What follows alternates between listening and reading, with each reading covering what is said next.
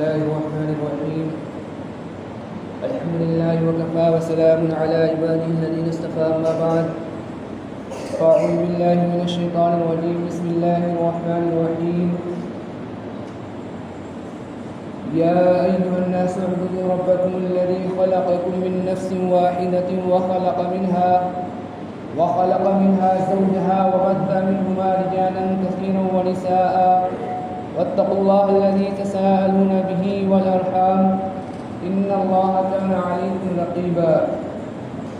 صدق الله العظيم وصدق رسوله النبي الكريم ونحن على ذلك من الشاهدين والشاكرين والحمد لله رب العالمين. میرے محترم بزرگوں اور دوستوں، پچھلے کئی دنوں سے حضور پاک صلی اللہ علیہ وسلم کی سیرت سے متعلق باتیں بیان کی جا رہی تھی، کیونکہ اس وقت جو ایام جو چل رہے ہیں، جو دن چل رہے ہیں اور جو ماحول چل رہا ہے وہ شادی برات کا ماحول چل رہا ہے، تقریبات کا ماحول چل رہا ہے. اس لیے مناسب معلوم ہوا کہ آج آپ حضرات کے سامنے نکاح سے متعلق کچھ باتیں بیان کی جائیں. دعا کریں کہ اللہ رب العزت صحیح بات کہنے کی اور ہم سب کو کہنے سننے سے زیادہ عمل کرنے کی توفیق عطا فرمائے. نکاح کے اندر جو خطبہ پڑھا جاتا ہے اور جو آیتیں پڑھی جاتی ہیں، ان آیات کا ایک عظیم مقصد ہے. ان میں ہمارے لیے نکاح سے متعلق بھی اور عام زندگی سے متعلق بھی ایک بڑا سبق اور ایک بڑی نصیحت ہے. حضور پاک صلی اللہ علیہ وسلم کے زمانے کے اندر طریقہ یہ تھا کہ جب آپ صلی اللہ علیہ وسلم نکاح کا خطبہ دیتے تھے تو آپ صلی اللہ علیہ وسلم کچھ نصیحت فرمایا کرتے تھے. نصیحت کا جو طریقہ ہے وہ آج بہت کم ہو گیا اور زیادہ تر نکاح کے خطبے کے اوپر اکتفا کیا جاتا ہے. اس لیے ہمیں اور آپ کو نکاح کا جو خطبہ ہے اس کو سمجھنے کی ضرورت ہے. اللہ تعالیٰ نے اور حضور پاک صلی اللہ علیہ وسلم نے اس نکاح کو عبادت قرار دیا اور اس کی عبادت ہونے ہی کی وجہ سے اس کے اندر جو خطبے کو مسنون قرار دیا گیا. نکاح کے خطبے کے اندر جو آیات پڑھی جاتی ہیں، اگر ہم ان آیات کے بارے میں غور فکر کریں، ان آیات کے بارے میں معلوم کریں تو ہمیں پتہ چلے گا کہ ان آیات کے اندر نہ تو نکاح کا کوئی بیان ہے اور نہ ہی نکاح کے الفاظ موجود ہیں. حالانکہ قرآن مجید کے اندر اور بھی آیتیں ہیں ایسی کہ جن آیتوں کے اندر نکاح کا بیان بھی موجود ہے اور نکاح کے الفاظ بھی موجود ہیں.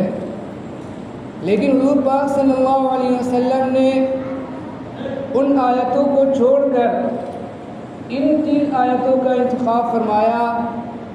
اس کی کیا وجہ ہے، اس کا کیا مقصد ہے، اس کو سمجھنے کے لیے ہمیں اور آپ کو نکاح کے اندر جو آیات پڑھی جاتی ہیں 3 آیتیں، ان کے معنی اور مطلب کو سمجھنا ہوگا. سب سے پہلی آیت جو نکاح کے خطبے کے اندر پڑھی جاتی ہے وہ سورہ نساء کی پہلی آیت ہے، جس کے اندر اللہ رب العزت نے ارشاد فرمایا: یا ایھا الناس اتقوا ربکم الذی خلقکم من نفس واحدۃ وخلق منها زوجها وبث منهما رجالا كثيرا ونساء واتقوا الله الذي تساءلون به والارحام ان الله كان عليكم رقيبا. کہ اے لوگو، اپنے اس رب سے ڈرو جس نے تم کو ایک نفس سے، ایک جان سے، یعنی حضرت آدم علیہ السلام سے تم سب کو پیدا کیا. وَخَلَقَ مِنْهَا زَوْجَهَا، اور حضرت آدم علیہ السلام سے ان کی بیوی ان کی زوج محترمہ حضرت حوا کو پیدا کیا. وَبَثَّ مِنْهُمَا رِجَالًا كَثِيرًا وَنِسَاءً. پھر حضرت آدم علیہ السلام اور حضرت حوا سے ان دونوں کے ذریعے سے اللہ تعالیٰ نے دنیا کے اندر بہت سارے مرد اور عورتوں کو پھیلایا. وَاتَّقُوا اللَّهَ الَّذِي تَسَاءَلُونَ بِهِ وَالْأَرْحَامَ. اور اس اللہ سے ڈرو جس کا نام لے کر، جس کا واسطہ دے کر تم ایک اپنے جو حقوق کا مطالبہ کرتے ہو. کہ ایک آدمی جب دوسرے سے اپنے حق کا مطالبہ کرتا ہے تو یہ کہتا ہے کہ اللہ کے واسطے میرا حق ادا کر دو، مجھ کو میرا حق دے دو. تو اب اس اللہ سے ڈرو جس کا نام لے کر، جس کا واسطہ دے کر تم اپنے حقوق کا مطالبہ کرتے ہو کہ ان حقوق کی ادائیگی میں اللہ تعالیٰ کے حکم کی خلاف ورزی نہ کرو. والارحام. اور باہمی رشتہ داریوں کے حقوق سے ڈرو. یعنی اللہ تعالیٰ نے جو رشتہ داریوں کے جو حقوق رکھے ہیں ان حقوق کو پامال نہ کرو. ان اللہ کان علیکم رقیبا. کہ اللہ تعالیٰ تمہارے ہر اعمال کو اچھی طرح جاننے والا ہے. تو سب سے پہلی جو آیت پڑھی جاتی ہے وہ سورہ نساء کی اور یہ آیت پڑھی جاتی ہے. پھر دوسری جو آیت خطبہ نکاح کے اندر پڑھی جاتی ہے وہ سورہ آل عمران کی آیت پڑھی جاتی ہے. یا ایھا الناس اتقوا ربکم الذی یا ایھا الناس اتقوا ربکم الذی خلق یا ایھا الناس اتقوا. کہ اے لوگو اللہ تعالیٰ سے ڈرو جس طرح اس سے ڈرنے کا حق ہے. ولا تموتن الا وانتم مسلمون. اور تم کو جو موت نہ آئے مگر اس حال میں کہ تم مسلمان ہو. یا ایھا الذین آمنوا اتقوا اللہ حق تقاتہ ولا تموتن الا وانتم مسلمون. کہ اے مومنو اللہ تعالیٰ سے ڈرو جیسا کہ اس سے ڈرنے کا حق ہے اور تمہیں موت نہ آئے مگر اس حال میں کہ تم مسلمان ہو، اللہ تعالیٰ کے فرما بردار ہو، اللہ تعالیٰ کے حکم کو ماننے والے ہو، اللہ تعالیٰ کے حکم کے آگے اپنے سر کو جھکانے والے ہو. اور پھر تیسری جو آیت پڑھی جاتی ہے خطبہ نکاح کے اندر وہ جو سورہ احزاب کی آیت پڑھی جاتی ہے. یا ایھا الذین آمنوا اتقوا اللہ وقولوا قولا سدیدا یصلح لکم اعمالکم ویغفر لکم ذنوبکم ومن یطع اللہ ورسولہ فقد فاز فوزا عظیما. کہ اے ایمان والو اللہ تعالیٰ سے ڈرو اور صاف سیدھی بات کرو. یصلح لکم اعمالکم ویغفر لکم ذنوبکم. اگر تم ایسا کرو گے تو اللہ تعالیٰ تمہارے اعمال کی اصلاح فرما دیں گے اور تمہاری بخشش فرما دیں گے، تمہاری مغفرت فرما دیں گے. یصلح لکم اعمالکم ویغفر لکم ذنوبکم ومن یطع اللہ ورسولہ فقد فاز فوزا عظیما. کہ جس شخص نے اللہ تعالیٰ کی اطاعت کی اور اللہ کے رسول کی اطاعت کی تو اس نے بہت بڑی کامیابی حاصل کر لی.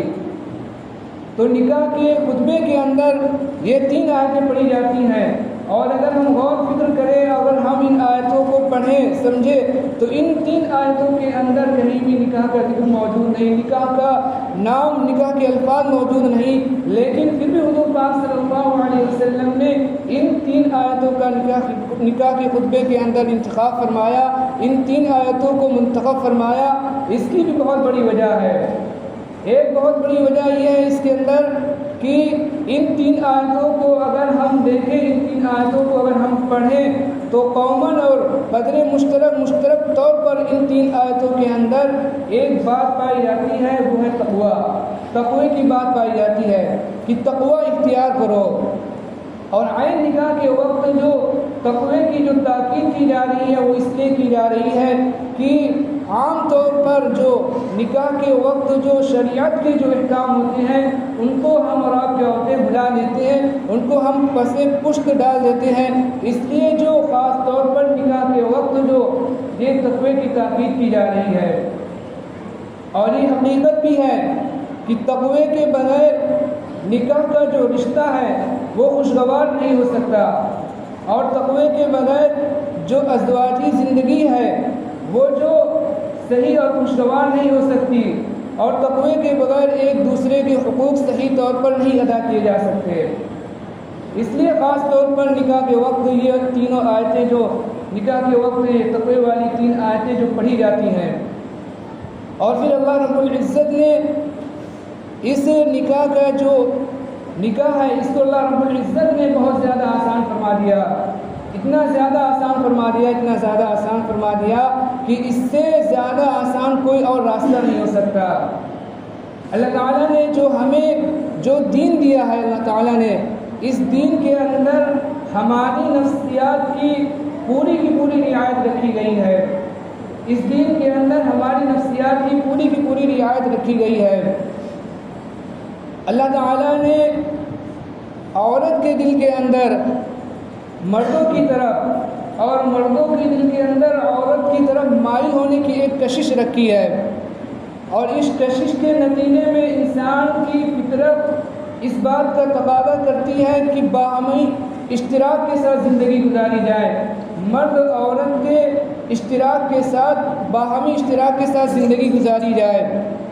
بعض مذہب وہ ہیں جنہوں نے رہبانیت کی بنیاد ڈالی اور انہوں نے یہ کہا کہ اگر اللہ رب العزت کا قرب حاصل کرنا ہے تو شادی نہ کرو، نکاح نہ کرو، تنہا رہو، تنہا رہ کر عبادت کرو۔ اگر اللہ رب العزت کا قرب حاصل کرنا ہے تو ان مذہب نے رہبانیت کی بنیاد ڈالی، لیکن دین اسلام یہ ایک فطری دین ہے۔ یہ دین اسلام یہ جانتا تھا کہ انسان کے اندر یہ کیا ہے، یہ ایک فطری بات ہے، اگر فطرت کو اس فطری بات کو پورا نہ کیا جائے، صحیح طور پر اس کا راستہ نکالا نہ جائے تو یہ فطرت جو ایک غلط راستہ اور ایک حرام ایک ناجائز راستہ اختیار کر لے گی۔ یہی وجہ ہے کہ اللہ رب العزت نے قرآن کے اندر ارشاد فرمایا وَلَقَدْ أَرْسَلْنَا رُسُلًا مِّن قَبْلِكَ وَجَعَلْنَا لَهُمْ أَزْوَاجًا وَذُرِّيَّةً۔ یہ اے نبی صلی اللہ علیہ وسلم، ہم نے آپ سے پہلے انبیاء علیہ السلام کو دنیا کے اندر بھیجا اور ہم نے ان کو بیویاں عطا کی اور ہم نے ان کو اولادیں عطا کی، اس لیے کہ انسان کی فطرت کے اندر یہ بات داخل ہے، انسان کی فطرت کے اندر یہ بات داخل ہے کہ وہ جو بیوی کے ساتھ بچوں کے ساتھ زندگی گزارے، اس فطرت کو، اس فطری تقاضے کو پورا کرنے کے لیے اللہ رب العزت نے یہ جو راستہ تھا وہ بہت آسان کر دیا، اور اتنا زیادہ آسان کر دیا، اتنا زیادہ آسان کر دیا کہ اس کے اندر نہ تو مہندی کی کوئی شرط لگائی گئی اور نہ ہی کوئی جو تاریخ کی کوئی شرط لگائی گئی، اور یہاں تک کہ بیان کیا گیا ہے کہ جو خطبہ پر جو پڑھا جاتا ہے نکاح کے اندر، یہ خطبہ بھی جو فرض اور واجب نہیں ہے بلکہ یہ خطبہ پڑھنا یہ سنت ہے، اس کو سنت قرار دیا گیا ہے۔ تو اس نکاح کو اللہ رب العزت نے، حضور پاک صلی اللہ علیہ وسلم نے اتنا زیادہ آسان کر دیا، لیکن جتنا زیادہ شریعت نے اس نکاح کو ہمارے لیے آسان کر دیا، حضور پاک صلی اللہ علیہ وسلم نے اور شریعت نے جتنا زیادہ اس نکاح کی عبادت کو ہمارے لیے آسان کر دیا، اتنا ہی زیادہ ہم نے کیا کیا، اس کو مشکل بنا دیا، اور اتنا زیادہ مشکل بنا دیا، اتنا زیادہ مشکل بنا دیا کہ جس کے نتیجے میں جو حلال راستہ تھا وہ جو اس کو اگر انسان اختیار کرنا چاہتا ہے تو اس کو جو اختیار کرنے کے لیے انسان کو بہت ساری مصیبتوں کا، بہت ساری پریشانیوں کا سامنا کرنا پڑتا ہے، پھر اس کے بعد جب تک کہ وہ ہزاروں اور لاکھوں روپے نہ خرچ کر لے تب تک کہ وہ یہ حلال اور جائز راستہ اختیار نہیں کر سکتا۔ اور یہی وجہ ہے کہ جب ہم نے اس کو اتنا زیادہ مشکل بنا دیا تو جو حرام راستہ تھا اس کے جو دروازے کھل گئے، حالانکہ حضور پاک صلی اللہ علیہ وسلم کے زمانے کے اندر اگر ہم حضور پاک صلی اللہ علیہ وسلم کے زمانے کا مطالعہ کریں تو صحابہ کا جو نکاح تھا وہ اتنی سادگی کے ساتھ ہوتا تھا، اتنی سادگی کے ساتھ ہوتا تھا کہ بعض واقعات ایسے بھی ہیں کہ صحابہ نے نکاح کیا اور حضور پاک صلی اللہ علیہ وسلم کو خبر تک نہیں کی، اور آپ صلی اللہ علیہ وسلم نے کوئی شکایت نہیں کی، کوئی بھی شکایت نہیں کی، بلکہ آپ صلی اللہ علیہ وسلم نے برکت کی دعا کی۔ کبھی آپ صلی اللہ علیہ وسلم نے ایک صحابی کو برکت کی دعا کی دی، بارک اللہ لک و علیک، کہ اللہ تعالیٰ تمہیں برکت عطا کرے۔ اور کبھی آپ صلی اللہ علیہ وسلم نے ایک صحابی کے بارے میں جب پتہ چلا تو آپ صلی اللہ علیہ وسلم نے ان کو برکت کی دعا دی، بارک اللہ لک و علیک وجمع بینکما بخیر، کہ اللہ تعالیٰ تمہیں برکت دے اور اللہ تعالیٰ تمہارے درمیان جو محبت قائم رکھے۔ تو اتنا زیادہ آسان تھا۔ تو یہ اتنا زیادہ آسان تھا، اتنا زیادہ آسان تھا، اس کا جو ہمیں اور آپ کو اندازہ اس حضور پاک صلی اللہ علیہ وسلم کے زمانے میں جو صحابہ کے واقعات ہیں اس سے لگے گا کہ کتنا زیادہ یہ نکاح کی جو عبادت تھی کتنا زیادہ آسان عبادت تھی۔ وقت ہو رہا ہے انشاءاللہ اگلے ہفتے جو پھر اسی عنوان پر بیان کیا جائے گا اور واقعات کے ذریعے سے بیان کیا جائے گا کہ صحابہ کے زمانے کے اندر حضور پاک صلی اللہ علیہ وسلم کی موجودگی میں صحابہ نے نکاح فرمایا اور حضور پاک صلی اللہ علیہ وسلم کو بھی بلانے کی ضرورت نہیں سمجھی اور حضور پاک صلی اللہ علیہ وسلم نے بھی کوئی جو شکوہ شکایت نہیں کی بلکہ برکت کی دعا دی۔